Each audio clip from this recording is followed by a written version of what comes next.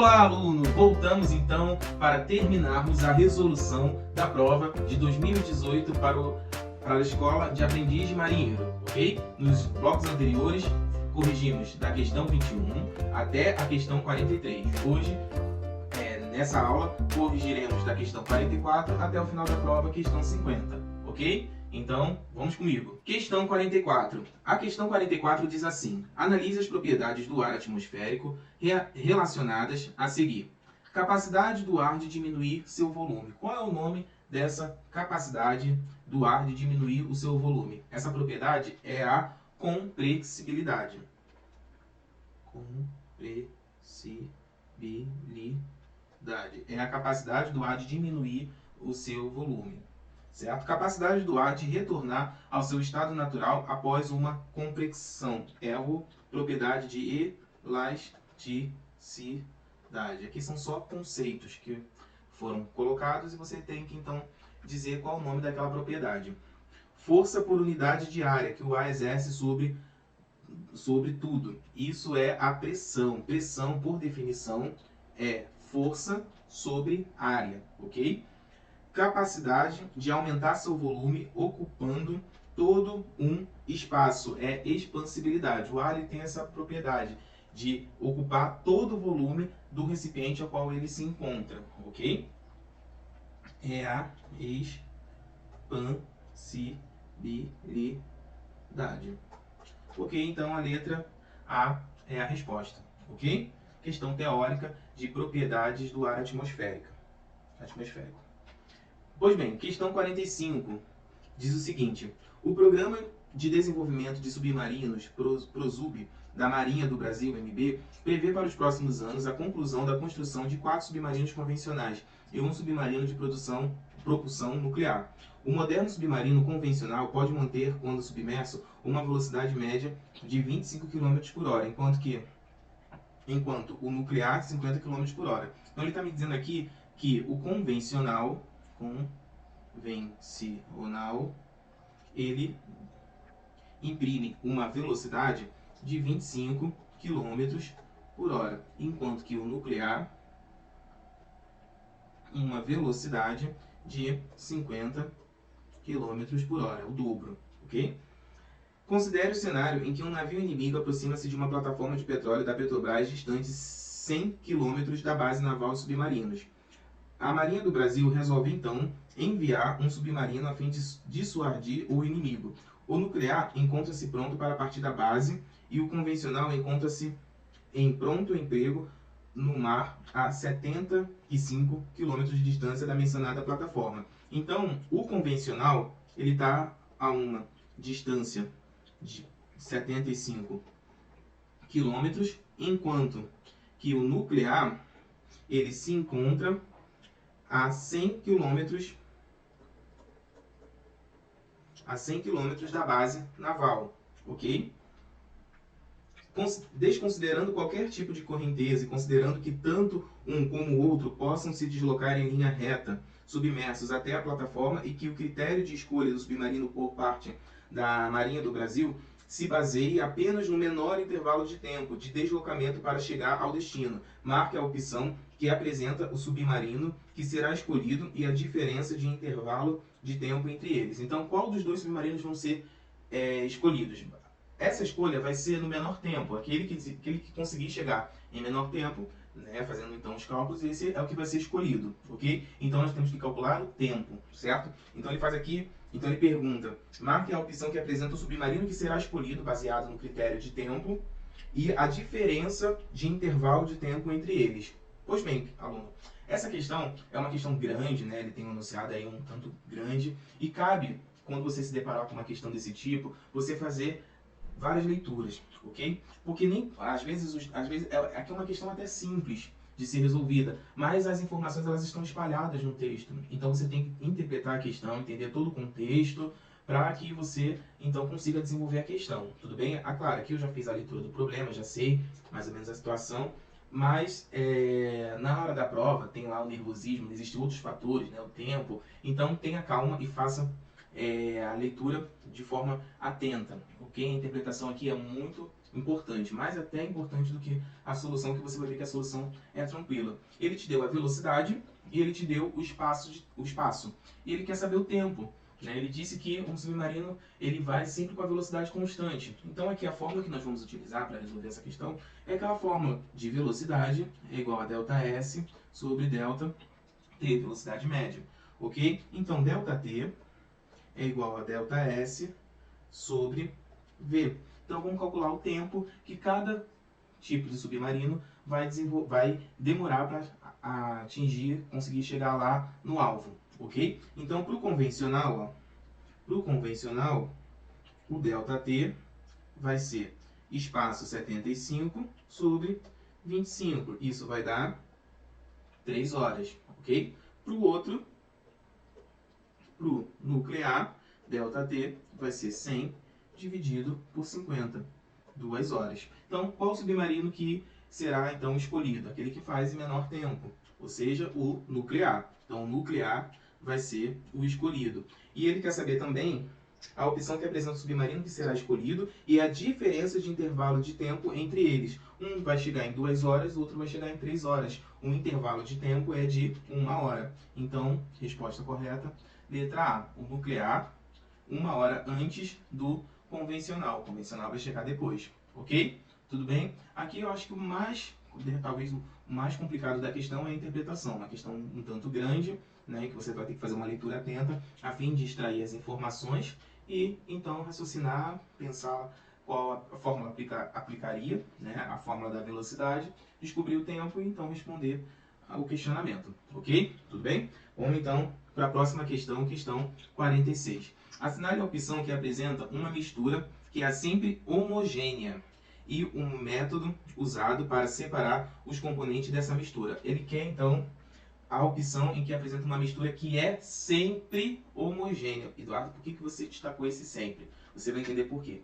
Água e óleo, ela é sempre homogênea? Não, água e óleo não se mistura, certo? Formam-se duas fases, ok? Então, aqui também não, certo? Água e álcool. Água e álcool é sempre homogêneo. E o processo de separação da água e do álcool é sim a destilação, correto? Água e sal, por evaporação, aqui até poderia ser. Por quê? Quando você pega o sal e coloca na água, de fato o sal se dissolve na água. Mas se você pegar uma quantidade muito grande de sal, você tem então o coeficiente de solubilidade, que é a máxima quantidade de soluto que você consegue dissolver no solvente. Então, com uma quantidade muito grande de sal, você ultrapassa esse coeficiente de solubilidade. Daí você vai ter uma mistura heterogênea. Você vai ter duas fases. Você vai ter a água com o sal dissolvido e o corpo de fundo. Aí você passa a ter duas fases. Ou seja, essa é uma mistura que não é sempre homogênea. Então, a palavra sempre inviabilizaria essa opção em ser marcada, ok? Porque ela não vai ser sempre. A partir do momento que você atingir o coeficiente de solubilidade, você passa a ter o corpo de fundo. E aí não vai ser homogêneo, não vai apresentar uma única fase. Você vai ter um sistema com duas fases. Então, essa por causa do sempre, ok? Ferro e areia não é homogêneo e água e areia também não é uma mistura homogênea. Então, opção correta, letra B. Ok, aluno? Mais à frente. Quando se mistura uma pequena quantidade de cloreto de sódio, sal de cozinha, à água, tem-se a impressão de que o sal desaparece.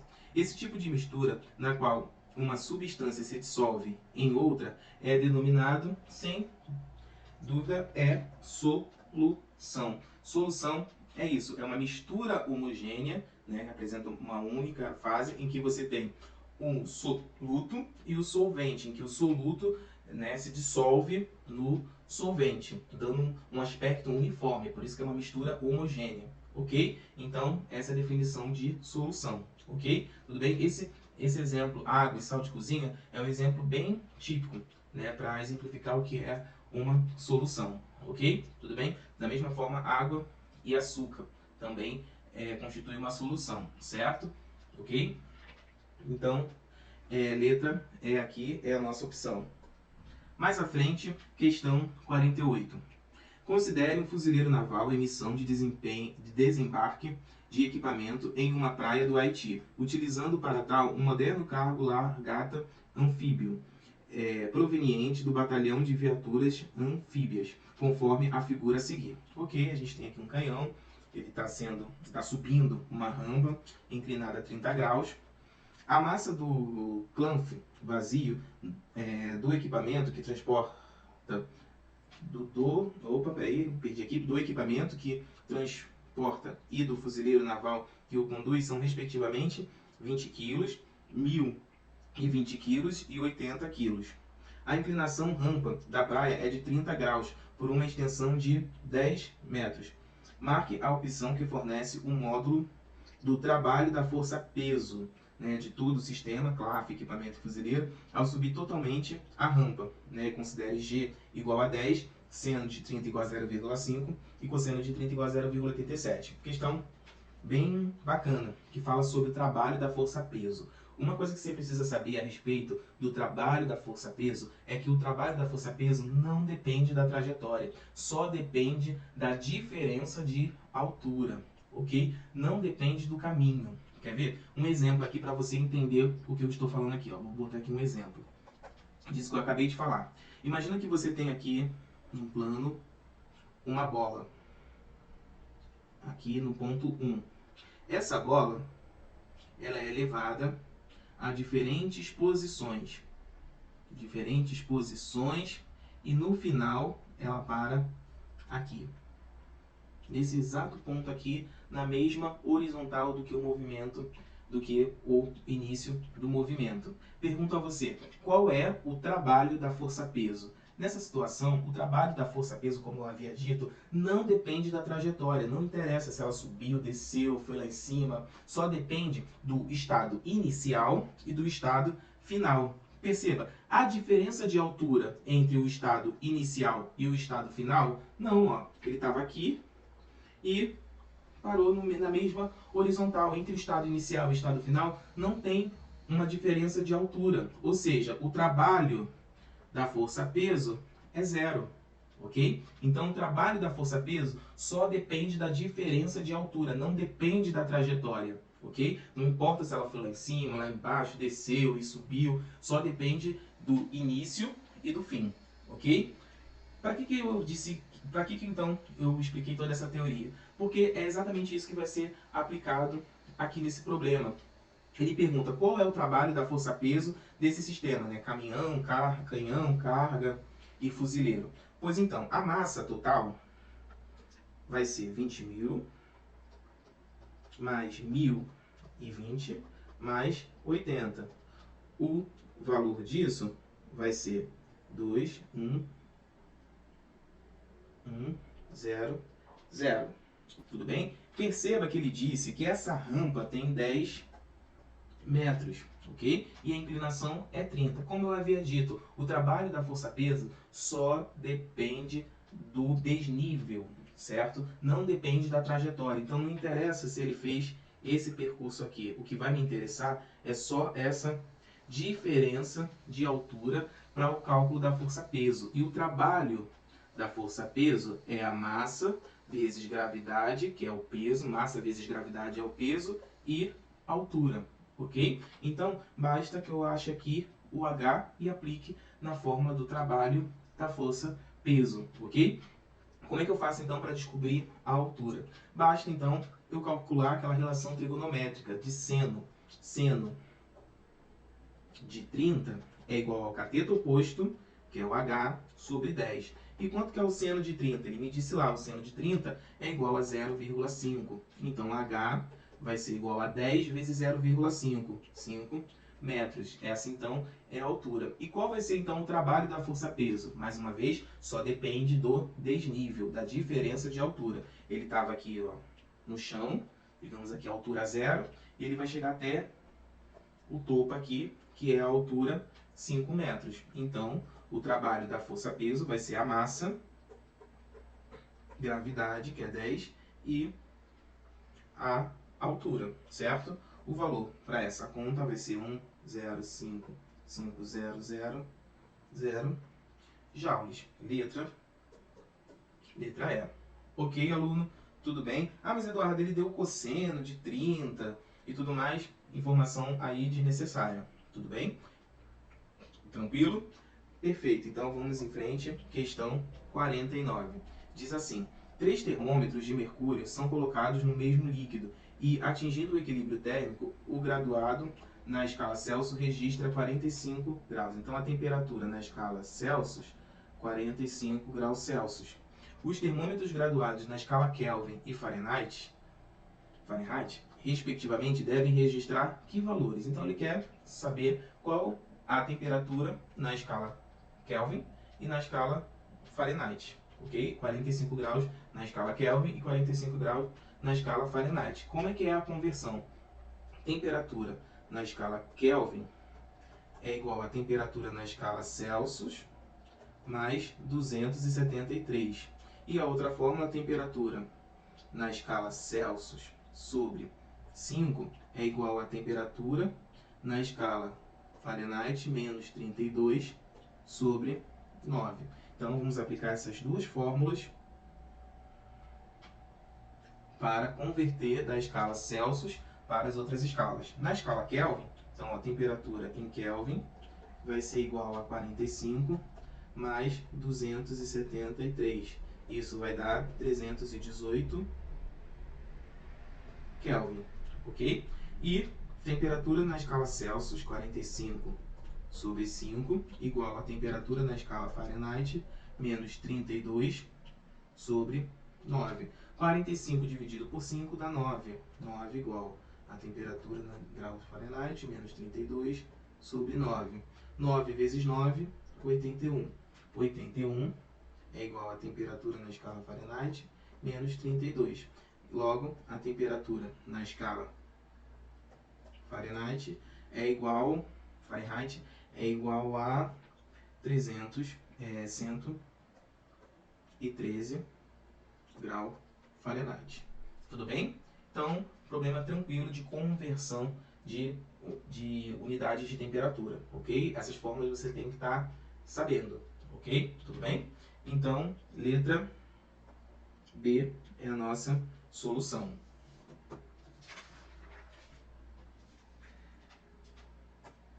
Por fim, questão 50. A questão 50 diz assim, né, mostra aí a figura de um helicóptero, né, navegando aí, andando aí entre o ar e a água, ele está bem rente ali, o submarino abaixo, e diz assim: na figura acima, o helicóptero SH-16 é uma poderosa arma de guerra antissubmarina da Marinha do Brasil, MB, capaz de detectar com o seu sonar de imersão submarinos que estejam ocultos em profundidades que não ultrapassem os 500 metros. A Marinha do Brasil, ao tomar conhecimento da existência de um submarino inimigo em águas jurisdicionais brasileiras, envia um desses helicópteros do 1º Esquadrão de Helicópteros Antissubmarino a fim de tentar detectá-lo. Considere o helicóptero sobre a superfície da água e na mesma vertical do submarino, que se encontra submerso, tentando ocultar-se a uma profundidade tal que não haja risco algum à sua estrutura, em virtude da pressão externa. Sendo assim, marca a opção que fornece a profundidade máxima a que poderá estar o submarino antes que comece a colapsar, implodir, e informe se o helicóptero terá chance ou não de detectá-lo. Aí ele te dá todas as informações de pressão atmosférica, de gravidade, densidade da água e a pressão máxima suportada pelo submarino. Então, o contexto é o seguinte: o submarino ele trafega ali debaixo das águas, certo? Mas ele tem uma pressão máxima que ele pode suportar. Essa pressão máxima é devido à coluna de água que está acima dele, ok? Se ele trafegar numa profundidade em que ele não consiga suportar, vai ocorrer o que ele disse aqui, que é implodir, certo? Ele não vai aguentar aquela pressão, ok? Então existe um limite em que o casco, digamos assim, do submarino comporte a pressão, certo? E ele disse então que essa pressão é 2,6 vezes 10 a sexta. Então, o que acontece? Quando o submarino, essa pressão que ele consegue suportar é o que nós chamamos de pressão absoluta. É a pressão da água, que nós chamamos de pressão hidrostática, mais a pressão atmosférica, certo? É como se fosse assim, ó. No próprio desenho aqui, você tem aqui a pressão da coluna de ar, que é aqui a pressão atmosférica, né? A pressão atmosférica é 1 atm, é onde a gente está aqui ao nível do mar, 1 atm, ok? Que é 10 elevado à quinta newtons por metros quadrados. Essa é a pressão atmosférica, certo? Quando você mergulha na água, um mergulhador, por exemplo, o máximo de pressão que ele consegue suportar é numa profundidade de 10 metros. Baseado, se ele ir numa profundidade maior que 10 metros, isso já começa a trazer danos, né, ao ouvido, ele não consegue suportar aquela pressão. Para o submarino é maior. Então, a pressão total dita aqui é resultante dessa pressão atmosférica mais a pressão da coluna de água. Essa pressão da coluna de água é o que a gente chama de pressão hidrostática, que é a pressão da coluna de água, que é medida pela densidade da água, a gravidade e a altura, e a profundidade, que eu vou chamar aqui de H, de altura, ok? Então, a pressão máxima vai ter que ser igual à pressão atmosférica mais a pressão hidrostática. Então, 2,6 vezes 10 à sexta vai ser igual à pressão atmosférica, que é 1 vezes 10 elevado a 5, mais a pressão hidrostática, que é a densidade da água, 10 à terceira, vezes a gravidade e a altura. Então, eu vou determinar qual é essa altura máxima que o submarino consegue trafegar, ok? Então, vamos lá. Outra coisa, quando a gente olha essa expressão, nós vemos que está na unidade científica, né? Notação científica. E para você fazer a soma, a subtração, né, dos termos na notação científica, tem que todos estarem nas mesmas grandezas, certo? 10 à quinta, 10 à sexta. Então, eu vou colocar todos na mesma ordem de grandeza. Então, aqui vai ficar 0,1 vezes 10 à sexta, mais aqui 10 à quarta, H. Agora, esse passa para cá, então vai ficar 2,5 vezes 10 à sexta, igual 10 à quarta, H. H vai ser igual a 2,5 vezes 10 à sexta, dividido por 10 à quarta. Isso vai dar 10 a 2, 250 metros. Então, 250 metros é a máxima profundidade que esse submarino consegue trafegar ali abaixo do nível da água, certo? Então, 250, e ele terá chance de detectá-lo. Por quê? Porque diz que o máximo que o helicóptero consegue, né, é aquele que não ultrapasse os 500 metros. Ele ainda está nessa 250 é menor que 500, então o helicóptero vai conseguir detectar o submarino, ok? Então, aqui resposta letra B. Ok, então terminamos aqui a resolução da prova aplicada para aprendiz marinheiro no ano de 2018. Contribua com esse canal, peço a você que contribua, deixe o seu like, se inscreva, indique para os seus amigos para que eu possa continuar fazendo esse trabalho aqui para te ajudar na sua aprovação, nos seus estudos para a prova de aprendiz marinheiro dos próximos anos. Ok? Bons estudos e até a próxima!